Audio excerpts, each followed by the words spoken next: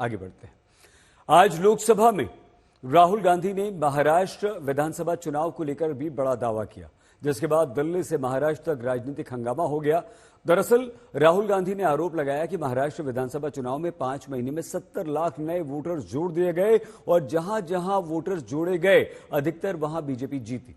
अब बीजेपी कह रही है कि राहुल अभी भी महाराष्ट्र में मिली करारी हार के सदमे से उबर ही नहीं पाए हैं। Some data, some information about the Maharashtra election. Almost 70 lakh new voters suddenly arrived between Lok Sabha and Vidhan Sabha.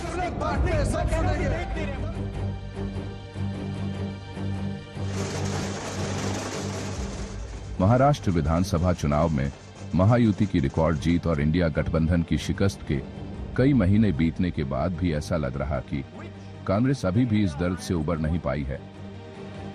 इसीलिए आज लोकसभा में राष्ट्रपति के अभिभाषण पर चर्चा के दौरान नेता विपक्ष राहुल गांधी ने एक बार फिर महाराष्ट्र विधानसभा चुनाव के नतीजों के बहाने चुनाव आयोग को कठघरे में खड़ा किया। राहुल ने आरोप लगाया कि महाराष्ट्र में विधानसभा चुनाव में 70 लाख नए वोटर जोड़े गए, इसीलिए ऐसी सीटों पर ज्यादातर बीजेपी के उम्मीदवार जीते। The voting population of Himachal Pradesh was added to the voting roll of Maharashtra. In Lok Sabha, the difference between Lok Sabha and Vidhan Sabha was the population of Himachal. The entire population, what? Almost 70 lakh new voters suddenly arrived between Lok Sabha and Vidhan Sabha. जिसके बाद महायुति ने राहुल के आरोपों पर पलटवार करने में देरी नहीं की। राहुल गांधी जी आत्मचिंतन करने के बजाय आत्म पराभव का जाहिर प्रदर्शन कर रहे हैं। महाराष्ट्र की मतदाताओं ने विधानसभा चुनाव में जो कांग्रेस को मुंह की खिलाई है, उससे वो उभर कर खड़े हो ही नहीं पा रहे हैं। ये कांग्रेस की अवस्था है। लड़खड़ाते हुए अवस्था में कांग्रेस है और इसके लिए बयानबाजी बिना सोचे समझे कर रहे हैं।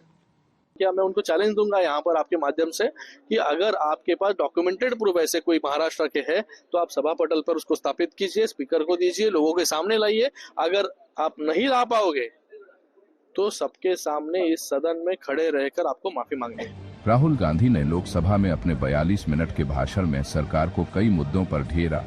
Prime Minister has denied it and the army has contradicted the Prime Minister. It's true. That China is sitting on 4,000 square kilometers of our land. जिस पर दिल्ली से महाराष्ट्र तक सियासी संग्राम जारी है। विधानसभा के वक्त जो बीच में का जो कार्यकाल था, वो टाइम जो मतदार बढ़ गए, जिन्होंने नोंद की नहीं थी, जो मतदार बढ़ गए, जो 75 लाख जो इनका जो कहना है, उसकी इंक्वायरी आप कर सकते हो ना, लेकिन डायरेक्टली इलेक्शन कमिश्नर के ऊपर ऑब्जेक्शन लेना, ये न्यायिक संस्था पे ऑब्जेक्शन लेना, उनके कामों पे ऑब्जेक्शन लेना, मुझे लगता है ये जो इनका पराभव हुआ, ये अभी भी उसमें से उभरे नहीं है। इलेक्शन कमीशन किससे डरता है? क्यों डेटा देता नहीं है? हम तो चुनाव आयोग ने दिन ब दिन पारदर्शिता के साथ आगे आना चाहिए, तो ये पारदर्शिता क्यों नहीं दिखाई जाती है? सामने रखा डेटा क्यों नहीं दिया जाता है? बताया अगर डेटा है चुनाव आयोग की वेबसाइट पर, बताया एड्रेसेस डाले हैं आपने, बताया कि फॉर्म 20 क्यों नहीं अपलोड होता है? तो ये सारी बातें आज सदन के पटल पे उन्होंने रखी। आज दिल्ली विधानसभा चुनाव में प्रचार का शोर थम गया और वोटिंग का काउंटडाउन शुरू हो गया। अब 5 फरवरी को दिल्ली वाले नई सरकार चुनने के लिए मतदान करेंगे। इससे पहले दिल्ली चुनाव में भी आम आदमी पार्टी और कांग्रेस ने वोटर लिस्ट में नाम जोड़ने और काटने को लेकर शिकायत दर्ज कराई थी। हमने चुनाव आयोग को बताया कि किस तरह से नई दिल्ली विधानसभा में बीजेपी के एमपीज के यहाँ एक एमपी के यहाँ 30-30, 40-40 वोट बनने के लिए पिछले 15-20 दिन में एप्लीकेशंस डाली गई हैं। तो उन्होंने पूरा आश्वासन दिया है कि किसी भी हालत में कोई भी एक भी गलत वोट बनने नहीं दिया जाएगा और इसकी एक वोट की बहुत डीप इंक्वायरी करके ही कोई भी एक्शन लिया जाएगा। महाराष्ट्र के नतीजों पर शक करने और चुनाव आयोग पर सवाल उठाने पर महायुति कांग्रेस को निराश और हताश करार दे रही है।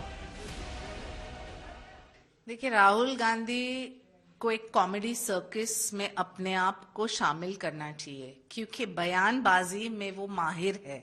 जब इलेक्शन जीतते हैं तो बोलते हैं कि जनता का जनादेश, जब इलेक्शन हारते हैं तो ईवीएम के ऊपर टिप्पणी करते हैं या फिर कहते हैं कि बोगस वोटर्स हैं। लग के भांति बयानबाजी करने के बजाय श्रीमान राहुल गांधी अपनी हार को स्वीकार करें। महाराष्ट्र में जिस प्रकार से उनकी करारी हार हुई है, लोगों ने उन्हें नकारा है।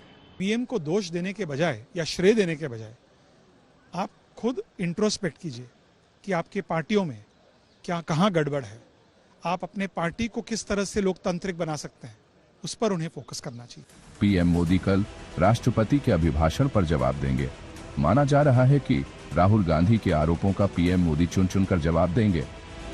सवाल है कि विपक्ष के वोटर लिस्ट में लाखों वोट जोड़ने और काटने के आरोपों में कितना दम है। क्या ये चुनाव आयोग की सामान्य प्रक्रिया है जिस पर विपक्ष सहूलियत की सियासत कर रहा है? आज तक ब्यूरो।